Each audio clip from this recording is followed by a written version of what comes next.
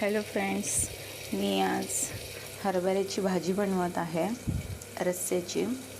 हे बघा, ह्याच्यामध्ये तेल, जिरी मोहरी, कढीपत्ता, कांदा, हिरवी मिरची आणि टमाटा. नेहमीप्रमाणे त्याच्यात थोडंसं वरून मीठ, जे की टमाट्याचा थोडाफार गाळ झाला पाहिजे, थोडाफार कलर आला पाहिजे त्यासाठी. आणि त्यात प्लस ॲड केला आहे बटाटा. आणि हे बघा, मस्त तर्री आली आहे. आणि आता ह्याच्यामध्ये मी मस्तपैकी मसाले ॲड केलेले आहेत. ते आहे की हळद, मीठ, कांदा लसूण मसाला, तांबडं तिखट.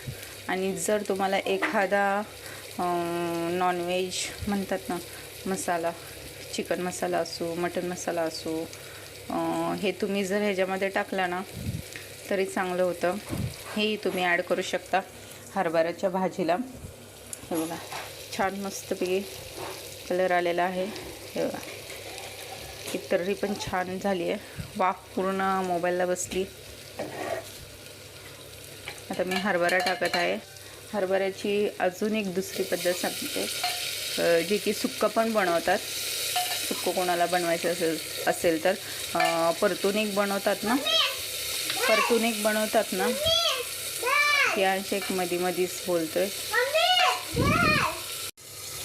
हे बघा फ्रेंड्स, सगळे मसाले टाकले.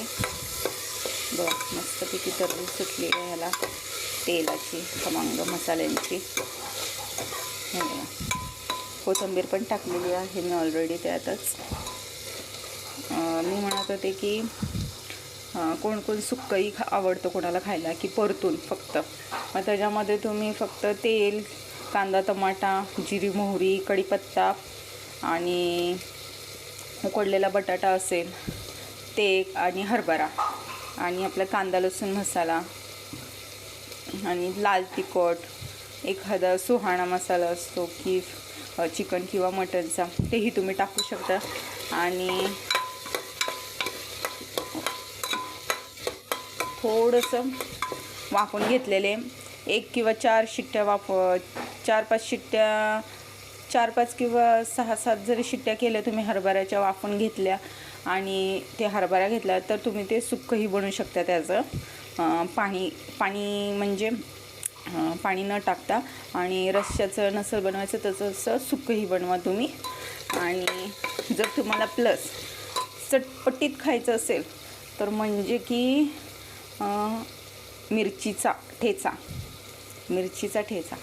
की बघा, हे घ्यायचं, काय म्हणतात त्याला, हरभरा घ्यायचा.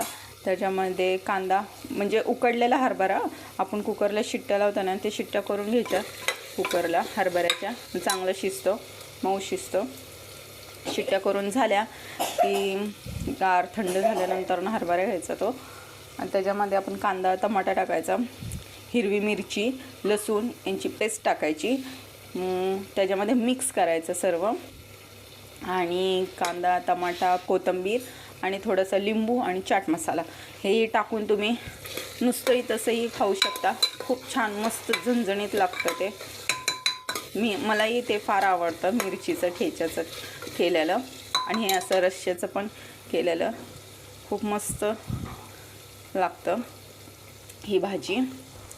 तर फ्रेंड्स, सांगा मला कमेंटमध्ये कोणाकोणाला आवडते हरभऱ्याची भाजी.